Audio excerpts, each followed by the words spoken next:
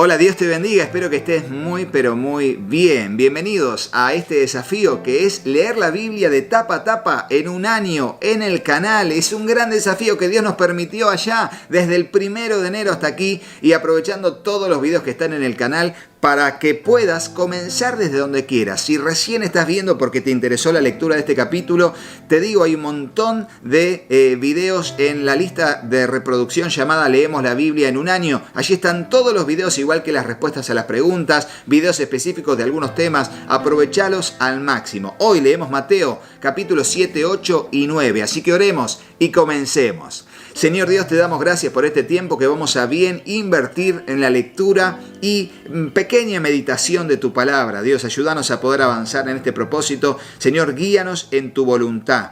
Señor, aquí está nuestro corazón como una tierra fértil, donde tu palabra, tu semilla será sembrada. Te ruego, Dios, que allí pueda germinar, crecer y dar fruto al 100, al 60 o al 30 por uno, conforme sea tu propósito y nuestra fe en tu bendita palabra. Te lo pedimos en el nombre de Jesús y juntos decimos amén y amén. Siguiendo en el Sermón del Monte va a decir la palabra del Señor en Mateo capítulo 7. No juzgar a los demás es el título, versículo 1. No juzguen a los demás y no serán juzgados, pues serán tratados de la misma forma en que traten a los demás. El criterio que usen para juzgar a otros es el criterio con el que se les juzgará a ustedes. ¿Y por qué te preocupas por la astilla en el ojo de tu amigo cuando tú tienes un tronco en el tuyo? ¿Cómo puedes pensar en decirle a tu amigo, déjame ayudarte a sacar la astilla de tu ojo, cuando tú no puedes ver más allá del tronco que está en tu propio ojo? Hipócrita, primero quita el tronco de tu ojo, después verás lo suficientemente bien para ocuparte de la astilla en el ojo de tu amigo. No desperdicien lo que es santo en la gente que no es santa. No arrojen sus perlas a los cerdos. Pisotearán las perlas y luego se darán vuelta y los atacarán. Oración eficaz es el título del versículo 7. Sigue pidiendo y recibirás lo que pides. Sigue buscando y encontrarás. Sigue llamando y la puerta se te abrirá. Pues todo el que pide recibe, todo el que busca encuentra, y todo el que llama se le abrirá la puerta. Ustedes, los que son padres, si sus hijos le piden un pedazo de pan, ¿acaso les dan una piedra en su lugar? ¿O si les piden un pescado, les dan una serpiente? ¡Claro que no! Así que si ustedes, gente pecadora, saben dar buenos regalos a sus hijos, ¿cuánto más su Padre Celestial dará buenos regalos a quienes le pidan? Y entonces la regla de oro es el versículo 12 y tiene que ver con lo anterior también. Haz a los demás todo lo que quieras que te hagan a ti. Esa es la esencia de todo lo que se enseña en la ley y en los profetas. Haz a los demás todo lo que quieras que te hagan a ti. Es una situación activa, no pasiva. No hagas a otros lo que no quieres que te haga, sino haz a los demás lo que quieres que te hagan a ti. Hay mucho que decir de esto y no hay tiempo. Sigamos. La puerta angosta, versículo 13. Solo puedes entrar en el reino de Dios a través de la puerta angosta. La carretera al infierno es amplia y la puerta es ancha para los muchos que escogen el camino. Ese camino, sin embargo, la puerta de acceso a la vida es muy angosta y el camino es difícil. Y son solo unos pocos los que alguna vez lo encuentran. El árbol y su fruto, versículo 15. Ten cuidado de los falsos profetas que vienen disfrazados de ovejas inofensivas, pero en realidad son lobos feroces. Puedes identificarlos por su fruto, es decir, por la manera en que se comportan. ¿Acaso puedes recoger uvas de los espinos o higos de los cardos? Un buen árbol produce buenos frutos y un árbol malo produce frutos malos. Un buen árbol no puede producir frutos malos y un árbol malo no puede producir frutos buenos. Por lo tanto, todo árbol que no produce frutos buenos se corta y se arroja al fuego. Así es, de la misma manera que puedes identificar un árbol por su fruto, puedes identificar a la gente por sus acciones. Y es verdad, y es un axioma bíblico. Verdaderos discípulos. Dice el versículo 21. No todo el que me llama Señor, Señor, entrarán en el reino del cielo. Solo entrarán aquellos que verdaderamente hacen la voluntad de mi Padre que está en el cielo. En el día del juicio, muchos me dirán: Señor, Señor, profetizamos en tu nombre, expulsamos demonios en tu nombre e hicimos muchos milagros en tu nombre. Pero yo les responderé: nunca los conocí.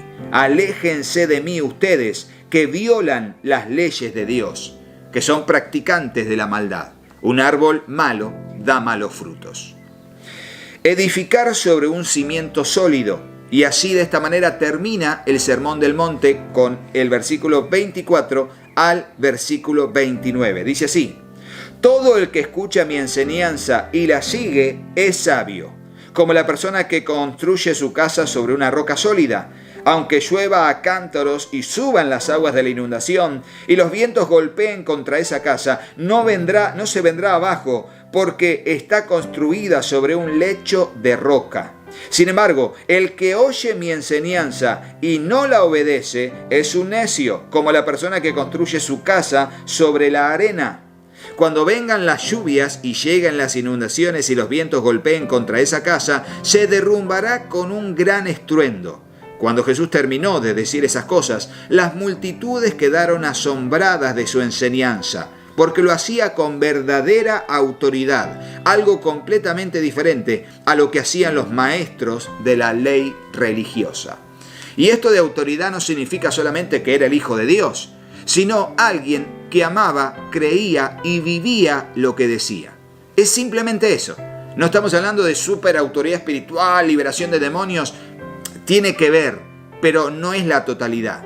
Tiene que ver con amar la ley de Dios, practicarla, leerla, enseñarla, porque lo amás. Amás a Dios, amás su palabra. Siempre recuerdo Esdras, que se había preparado para enseñar a otros la ley de Dios. Y no era un hipócrita, no era alguien que decía y no hacía, no era un mal árbol queriendo aparentar dar buenos frutos. No, era alguien que quería hacer la voluntad de Dios. Así vos, así tú, dirían en Centroamérica, y así yo.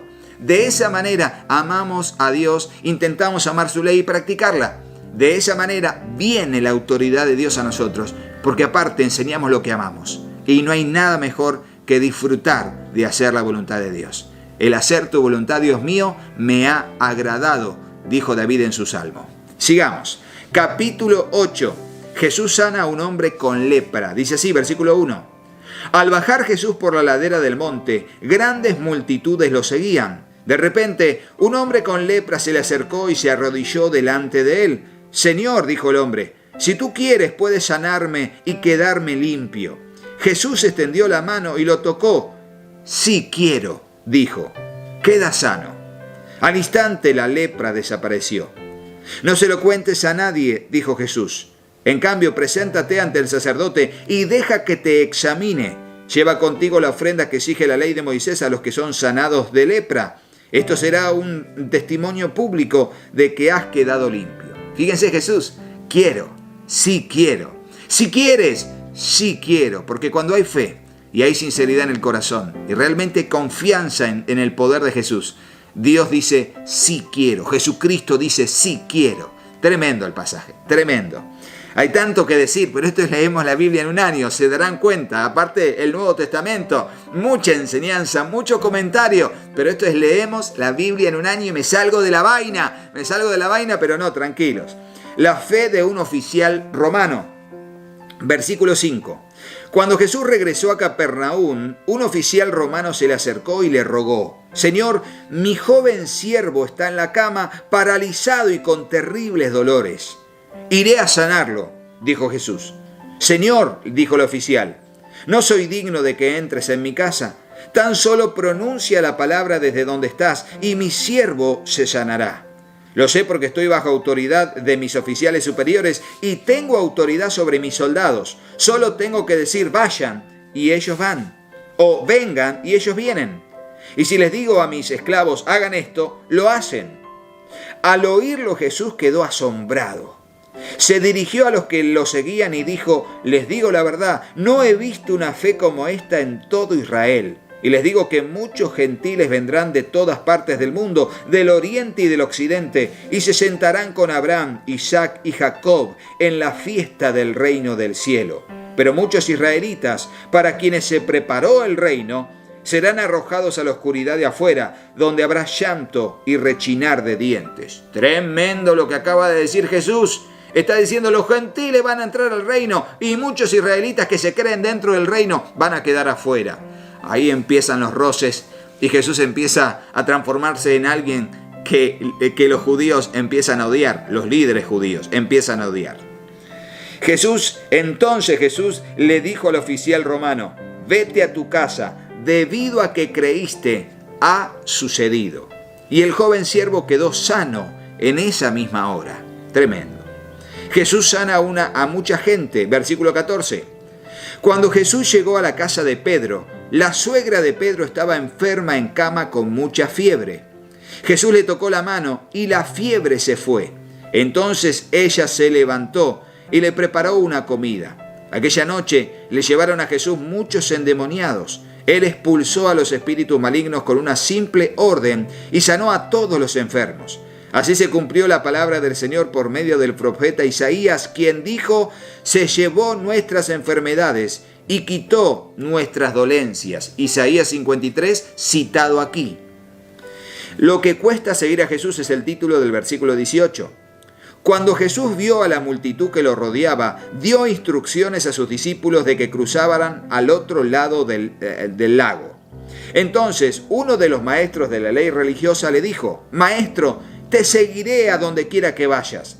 Jesús le respondió, los zorros tienen cuevas donde vivir y los pájaros tienen nido, pero el Hijo del Hombre no tiene ni siquiera un lugar donde recostar la cabeza.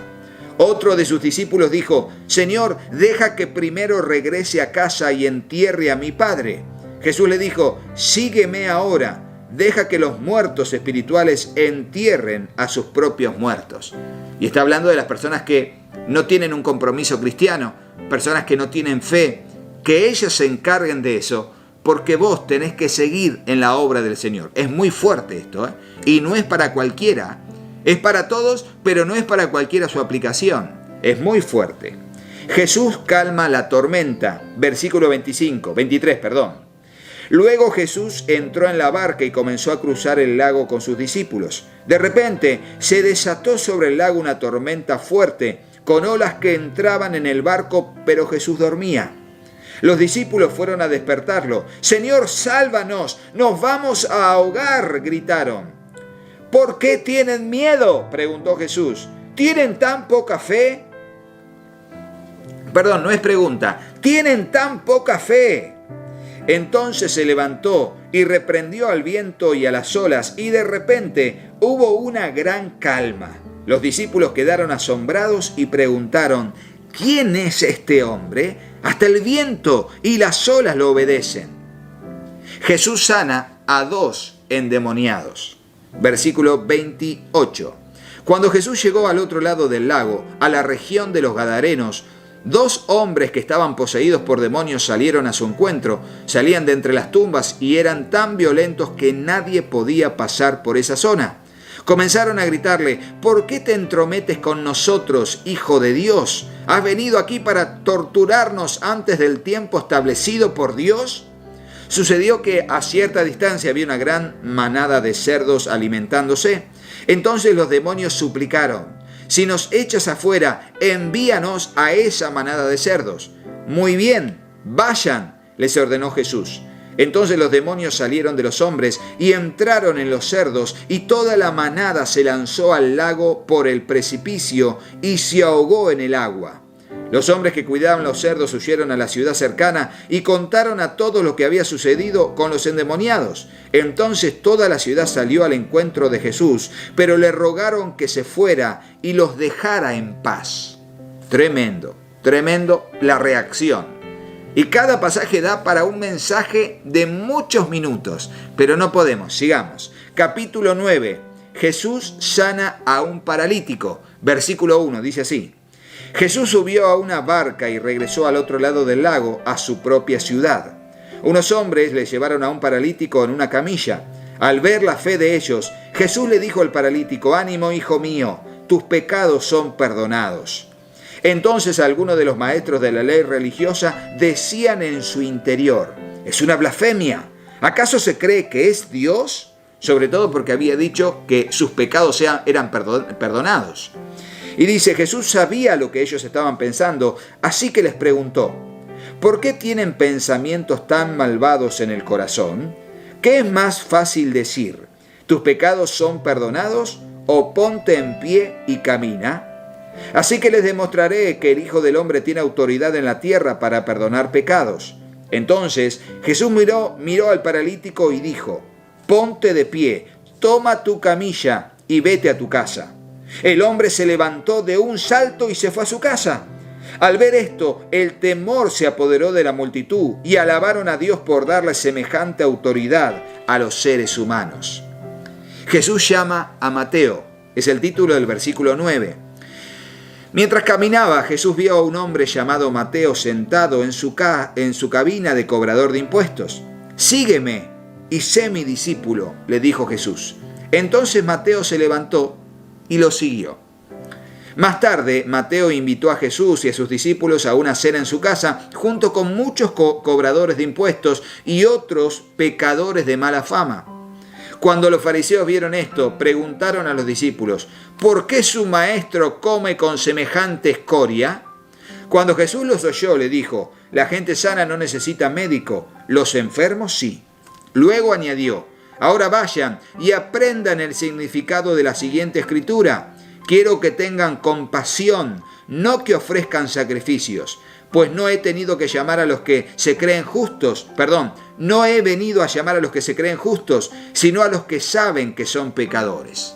Tremenda palabra, tremenda palabra. Discusión acerca del ayuno, versículo 14. Un día, los discípulos de Juan el Bautista se acercaron a Jesús y le preguntaron, ¿por qué tus discípulos no ayunan, como lo hacemos nosotros y los fariseos? Jesús respondió, ¿acaso los invitados a una boda están de luto mientras festejan con el novio? Por supuesto que no, pero un día el novio será llevado y entonces sí ayunarán. Además, ¿a quién se le ocurriría remendar una prenda vieja con tela nueva? Pues el remiendo nuevo encogería y se desprendería de la tela vieja, lo cual dejaría una rotura aún mayor que la anterior. Y nadie pone vino nuevo en cueros viejos, pues los cueros viejos se reventarían por la presión y el vino se derramaría y los cueros quedarían arruinados. El vino nuevo se guarda en cueros nuevos para preservar a ambos. Y esto tiene que ver con una aplicación que tendría que ver con el nuevo pacto, con la el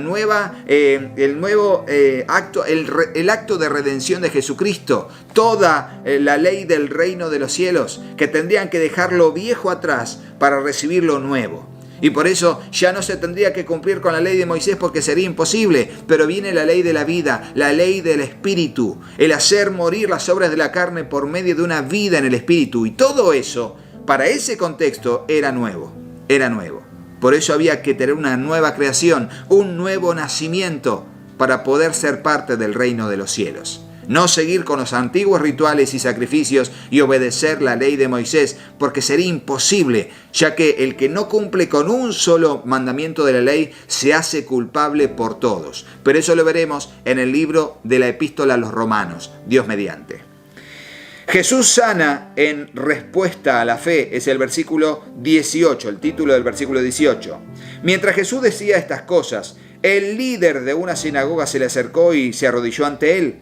Mi hija acaba de morir, le dijo, pero tú puedes traerla nuevamente a la vida solo con venir y poner tu mano sobre ella. Entonces Jesús y sus discípulos se levantaron y fueron con él. Justo en ese momento, una mujer que hacía 12 años que sufría de una hemorragia continua se le acercó por detrás. Tocó el fleco de su túnica, de la túnica de Jesús, porque pensó, si tan solo toco su túnica, quedaré sana. Jesús se dio vuelta y cuando la vio le dijo, ánimo hija, tu fe te ha sanado. Y la mujer quedó sana en ese instante. Cuando Jesús llegó a la casa del oficial, vio una ruidosa multitud y escuchó la música del funeral.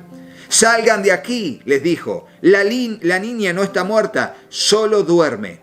Pero la gente se rió de él. Sin embargo, una vez que hicieron salir a todos, Jesús entró y tomó la mano de la niña y ella se puso de pie.